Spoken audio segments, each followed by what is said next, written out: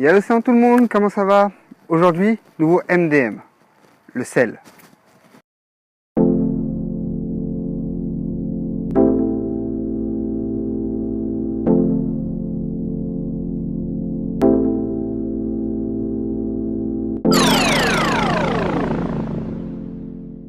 Le sel, le fameux chlorure de sodium. Tout le monde le connaît, on l'utilise tous les jours en cuisine ou pour dégeler les rues lors des épisodes neigeux en hiver.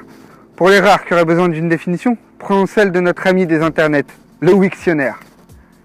Nom commun, sel masculin. Nom courant, du chlorure de sodium, substance sèche, friable, soluble dans l'eau, que l'on extrait de la mer, de sources salées, de mines, et dont on se sert surtout pour assaisonner les aliments. Voilà, maintenant que tout le monde sait ce que c'est, posons-nous la question. Mais d'où vient ce mot de 3 lettres paraissant si simple? Comme vous le savez, le français est une langue latine. Beaucoup des mots que nous verrons viendront donc du latin.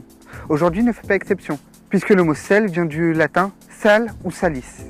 C'est pourquoi les mots dérivés du mot sel s'écrivent tous avec la base S-A-L, comme salaire, salière ou salègre. Sale nègre? Non, pas sale nègre, salègre. Vous savez, les blocs de sel que l'on donne à manger aux animaux.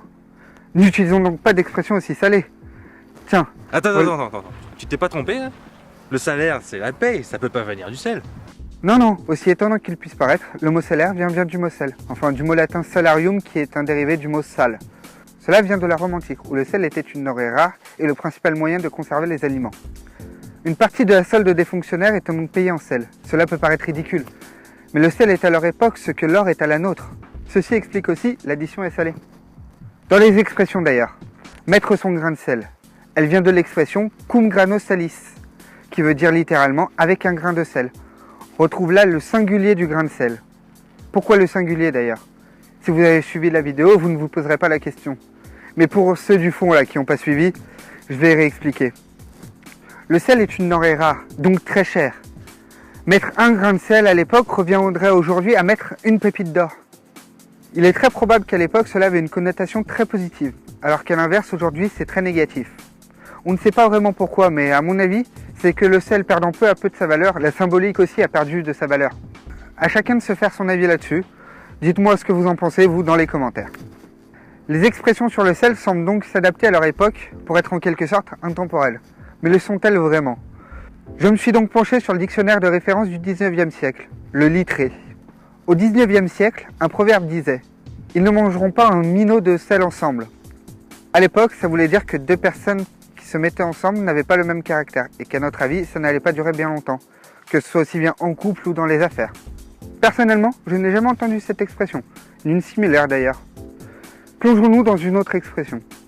Aller au sel. Aujourd'hui, ça voudrait dire aller aux toilettes, mais ce n'est pas le même sel. À l'époque, ça voulait dire acheter à manger. Mais déjà, dans ce dictionnaire, ils disent que c'est une ancienne façon de parler.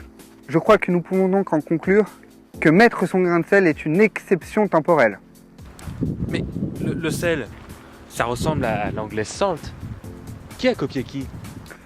Eh ben, aucun des deux. Ça vient d'une langue commune encore plus ancienne. Le mot indo-européen sol, dont sont issus tous ces mots que je ne saurais prononcer. Mais d'autres langues ont poussé le concept encore plus loin. Comme vous le savez, la mer est salée. Ils se sont donc inspirés de cette base pour le mot mer, comme le très connu anglais si ou le très entendu grec thalassa. J'espère que vous avez aimé cette vidéo et que vous aurez appris des choses sur ce mot qui paraissait à la base si innocent. N'hésitez pas à vous abonner à la chaîne, à me suivre sur Twitter, à liker la page Facebook ou à me suivre sur les autres réseaux sociaux où je vous donnerai un indice sur le prochain mot du MDM. Plongez-vous aussi dans le projet Virona ou n'hésitez pas à regarder les autres vidéos. Sur ce, je vous dis à la semaine prochaine pour une autre vidéo.